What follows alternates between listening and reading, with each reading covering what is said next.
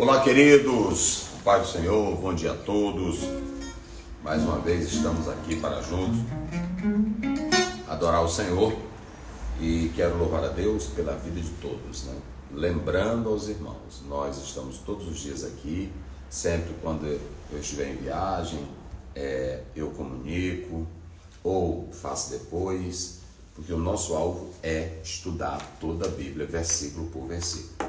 Estamos em Êxodo 37, né? E nós vamos louvar a Deus com o hino, vamos lá, na nossa arte. Meu Jesus,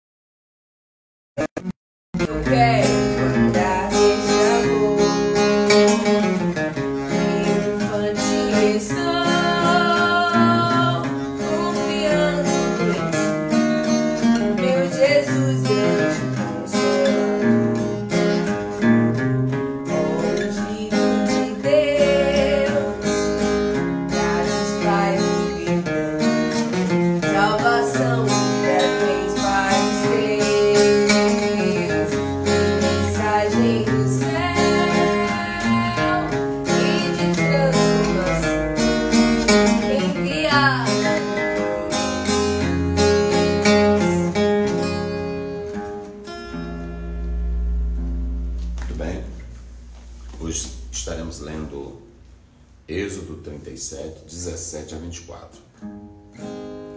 Fez também o castiçal de ouro puro, de obra batida fez este castiçal, o seu pé e as suas canas, e os seus copos, e as suas maçãs, e as suas flores na mesma peça. 6 canas saíram dos seus lados, 3 canas do castiçal e um do lado dele, 3 canas do castiçal do outro lado. Numa cana estavam 3 copos a modo de amêndoas, uma maçã e uma flor. E noutra cana 3 copos a modo de amêndoas, uma maçã e uma flor. Assim para as 6 canas que saíam do castiçal. Castiçal mesmo. Até o 24. Mas no mesmo castiçal havia 4 copos a modo de amêndoas, com as suas maçãs e com as suas flores. E era uma maçã debaixo das 2 canas do mesmo, e outra maçã debaixo de outras 2 canas, e mais uma maçã debaixo de outras 2 canas. Assim se fez para as 6 canas que saíam dele. As suas maçãs e as suas canas formavam a mesma peça. Tudo era uma obra batida de ouro puro. E fez-lhe 7 lâmpadas e seus espervitadores. E seus apagadores eram de ouro puro. De um talento de ouro puro fez. Nós estaremos falando sobre essa peça que também fazia parte do tabernáculo. E nós já explicamos todas essas peças. Nós já falamos também o porquê dessas repetições. Era um aspecto didático que já foi explicado. Você pode observar isso em aulas anteriores, certo? Mas o autor prossegue falando sobre o castiçal, que era uma haste de 2 lados, cada uma com 3 ramos, né? Cada uma com 3 ramos. E esse material era feito de ouro puro. Era feito de ouro puro, como nós temos 65 centímetros. É claro que a gente chama só menorá. Menorá. A menorá. Quem já foi em Israel sabe que lá, logo que se chega, tem essa grande menorá, com vários metros de altura, e representando na força do Senhor, ok? Na força do Senhor. Então, aqui nós temos Ramenorá, castiçal ou candelabro, a mesma coisa, castiçal ou candelabro. Olha aqui nós colocamos, é Ramenorá, candelabro. Esse candelabro, estamos falando que era uma haste com 2 lados, contendo 3 ramos de um lado, 3 do outro, ok? Era feito de ouro puro e tinha essa altura e o tamanho, como nós já estamos salientando. podemos observar que o trabalho do castiçal, o trabalho do menorá, quando você lê menorá com todos esses detalhes, falando de maçãs, de amêndoa, todo o trabalho da menorá era só projetar luz.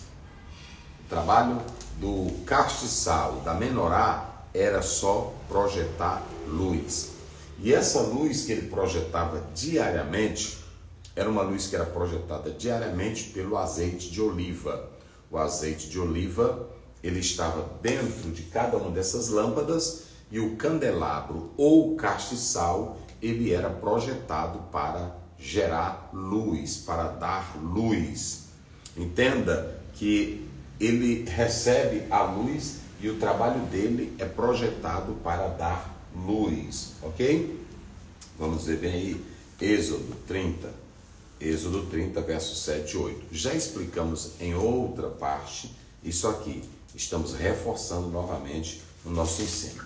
Então, quando você for falar sobre Hamenorá, ok? Quem gosta do hebraico, aqui nós temos a forma do artigo na sua forma normal, ok? Um rei com um patá. Esse pontinho aqui, esse pontinho chamado dagesh, que na verdade ele é do artigo, né?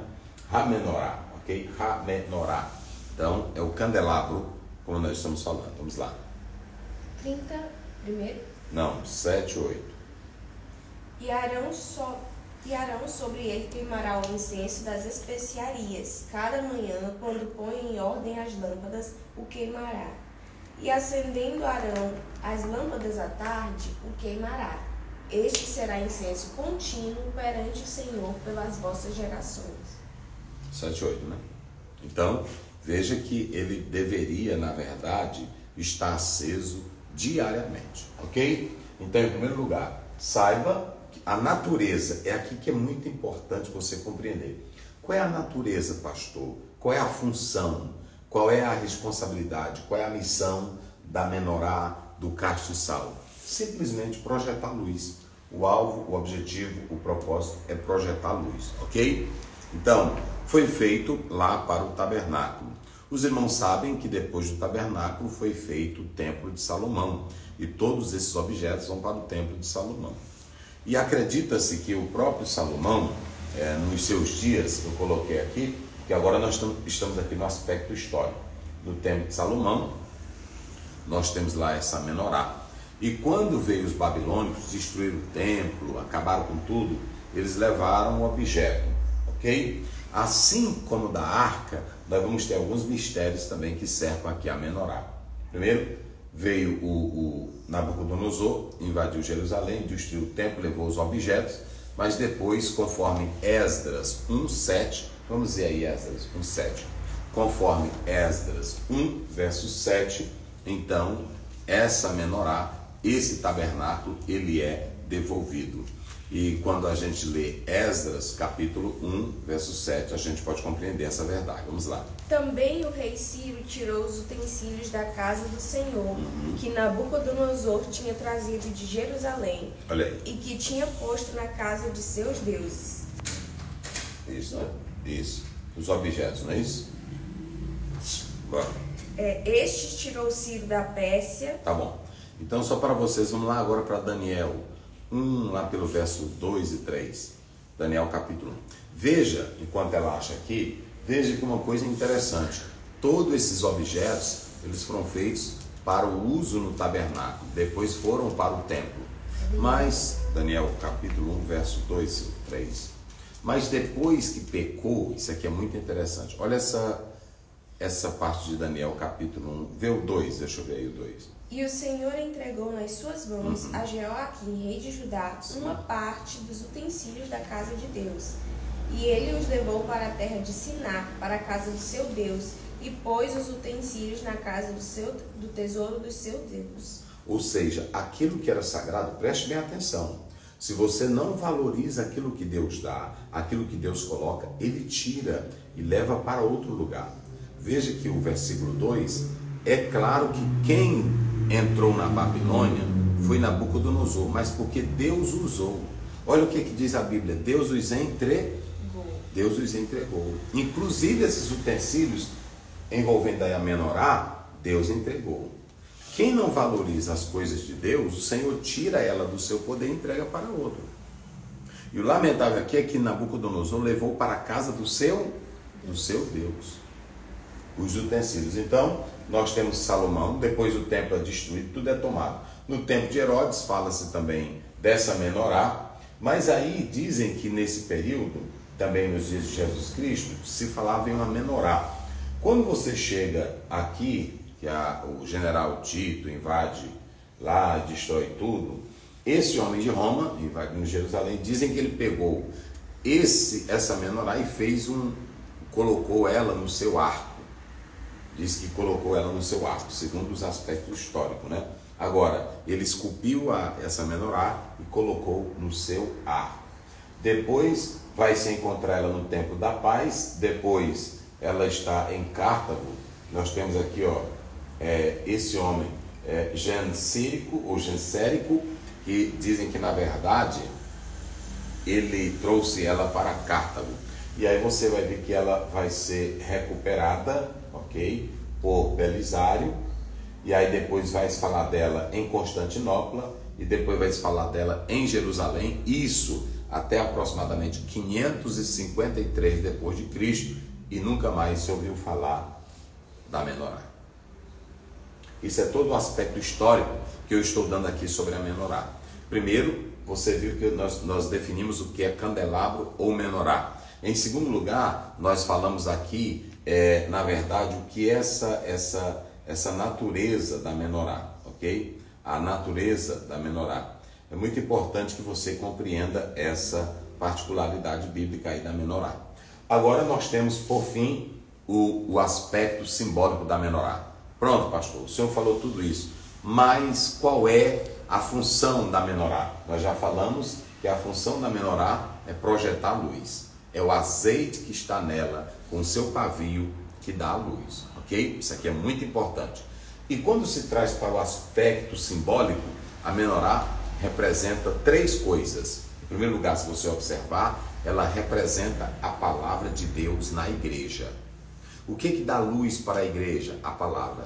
Salmo 119, 105. Lâmpada para os meus pés é a tua palavra e luz para o meu caminho. O que clareia a nossa mente? A palavra. A palavra é a luz. A palavra é a lâmpada. Então, a primeira representatividade da menorá é que ela simboliza a palavra de Deus. A palavra de Deus. Representa o ensino das escrituras sagradas. Esse é o primeiro significado, ok? Mas também a menorá representa a própria igreja. Quando a gente lê Mateus 16, aliás, 5, 14 a 16, Jesus diz assim, em especial no 16, assim brilha a vossa luz diante dos homens. Veja que o trabalho da menorá, do castiçal, é dar luz. E aí o Senhor Jesus, ele disse claramente, resplandeçam a vossa luz diante dos homens, para que eles vejam as vossas boas obras e glorifiquem ao Pai que está nos céus. O segundo aspecto simbólico da menorá é projetar a luz. A missão da igreja é projetar a luz. A missão da igreja, mais uma vez eu estou dizendo, é projetar a luz. A missão da igreja é projetar a luz. A igreja pode fazer o social? Pode. A igreja, ela pode fazer atividades como outras coisas? Pode. Mas a missão da igreja, a missão principal, primária, que ela não pode perder o foco, é que é levar a luz da salvação aos povos. Essa é a missão da igreja, gente. A igreja, ela só existe para três coisas nesta terra: servir ao próximo, aos santos, ok? Ajudar, glorificar a Deus, esse é o propósito da igreja, e evangelizar o mundo. Fora disso, a igreja perde a sua natureza. Fora disso, nós temos grupos, nós temos outras funções que são levantadas para fazer o trabalho, mas a missão da igreja é essa. E outra coisa, não confunda a palavra de pessoas lá fora, falando de igreja, que só quem entende de igreja é quem é espiritual. Igreja é espiritual. Eu, pastor Zéel, como cidadão comum, eu posso votar, eu posso trabalhar, eu posso participar de um sindicato, eu posso participar de um evento, Eu, pastor Zé, particularmente, mas igreja tem outra natureza, é só projetada para brilhar a salvação de Deus. A função da igreja é essa, simplesmente essa. Simplesmente essa. Não existe outra coisa para a igreja. Eu quero pedir ao povo de Deus do Brasil, eu quero pedir, meus irmãos, vamos levar as coisas a sério. Vamos separar o que é de César, o que é de Deus é de Deus. O que é de Deus é de Deus. São dois reinos diferentes. Nós temos o reino do mundo, que também é uma autoridade de Deus, permitida por Deus. Está lá em Romanos 13. As autoridades são constituídas por Deus. Deus escolhe e coloca para isso. Jesus disse em João 18, nenhum poder, Pilatos, te seria dado se do Pai não fosse enviado. Mas não confunda, aquilo que é do homem, aquilo que é de Deus é de Deus. Não vamos confundir as coisas, pelo amor de Deus. Então, aqui você está vendo, a missão da igreja é brilhar, a missão da igreja é levar o evangelho. Filipenses 2,15, assim resplandeça a vossa luz diante dos homens, como astros, ele diz em Filipenses. Vamos ler aí, Apocalipse, no capítulo 1, verso 12 e o verso 20. A missão da igreja é brilhar. A igreja não existe para outra coisa. Agora, o irmão Chico, a irmã Francisca, o irmão Pedro, o irmão Paulo, ele vota, ele trabalha, ele vive. Agora a igreja, o rebanho de Cristo, não pode estar se envolvendo nestas coisas. De maneira nenhuma. De maneira nenhuma. Então, nós percebemos que essa é a realidade da santa e preciosa palavra de Deus. Ela é feita por isso. Agora, as outras instituições, elas são permitidas e constituídas por Deus para os seus projetos. Isso os reformadores fizeram muito bem. Tinha reformador que queria ligar a igreja com o Estado, mas quem lê o processo histórico sabe que nunca deu certo igreja e Estado, igreja e política, política e igreja. Nunca deu certo, nem vai dar certo. Nunca deu certo. Se você quer votar, se você quer protestar, se você vá como cidadão, como igreja, não. Essa é a missão. A missão da igreja é pura, a missão da igreja é só projetar luz. Aí nós podemos observar o seguinte, vamos ver o que diz Apocalipse. Olha o que diz Apocalipse. 1:20, né? Uhum. O mistério das 7 estrelas que viste na minha destra e dos 7 castiçais de ouro. As 7 estrelas são os anjos das 7 igrejas e os 7 castiçais que viste são as 7 igrejas. Uhum. Veja que ele diz que os 7 castiçais são as 7 igrejas. Cada igreja da Ásia era um castiçal e era um castiçal para dar luz. Deixa eu dizer uma coisa para vocês. Até o momento em que a igreja viveu separado das questões políticas, ela, na verdade, não perdeu o foco. No momento em 313, que se uniu com Agostinho e veio até agora, a igreja perdeu a missão dela, se contaminou e misturou as coisas. Misturou as coisas. Você quer ser um foco de luz no seu trabalho? É um juiz, é um advogado, é um político, é um cristão, é um vereador político, é um membro que é da igreja. Lá você vai levar o seu caráter de homem de Deus, a sua missão como bom cidadão. Quando você estiver lá na Câmara de Vereadores, lá no Senado, lá no Congresso Nacional, está o irmão Pedro, sim, mas o irmão Pedro está ali como um cidadão, representante do povo, para levar a justiça, a verdade. Como ele tem princípios cristãos, ele vai defender aquilo que é cristão. Mas ele não vai levar para o Senado, ele não vai levar para a Câmara de Vereadores, ele não vai levar a igreja dele, ele vai levar os princípios dele. Então quem sabe da história e quem compreende a história sabe que nunca funcionou. É óleo com água, não mistura, não tem como se misturar. A natureza da igreja é outra, gente. A natureza da igreja é outra. Então, quem quiser achar bom ou ruim, que ache, mas essa é a verdade da palavra de Deus. E eu não posso perder o foco. Eu não posso perder o foco aqui. E eu não posso pregar para te agradar. Eu tenho que pregar a verdade da palavra de Deus. E quem disse foi Jesus. Dai a César o que é de César e a Deus o que é de Deus. Essa é a verdade da palavra do Senhor, ok? Por fim, o último aspecto simbólico que você tem aí é que a menorá, ela fala do ensino e da inspiração da palavra de Deus. 3 coisas que a menorá é, ok? Nós falamos que a menorá e tudo isso aí. Deixa eu ver acho que bem antigo que tinha do Elson Rodrigues, né? Eu ouvia muito, meu pai gostava muito, mas eu estou um pouco rouco, deixa eu ver se eu canto aqui. No meio dos castiçais de ouro, João viu Jesus, o Redentor. A glória excelsa de Deus estava nele, no meu Salvador. No meio de castiçal de ouro brilhava uma luz e era Jesus. E você, como filho de Deus, deve brilhar dando o valor da cruz. Jesus fala ao anjo da igreja, recomendando santidade e amor.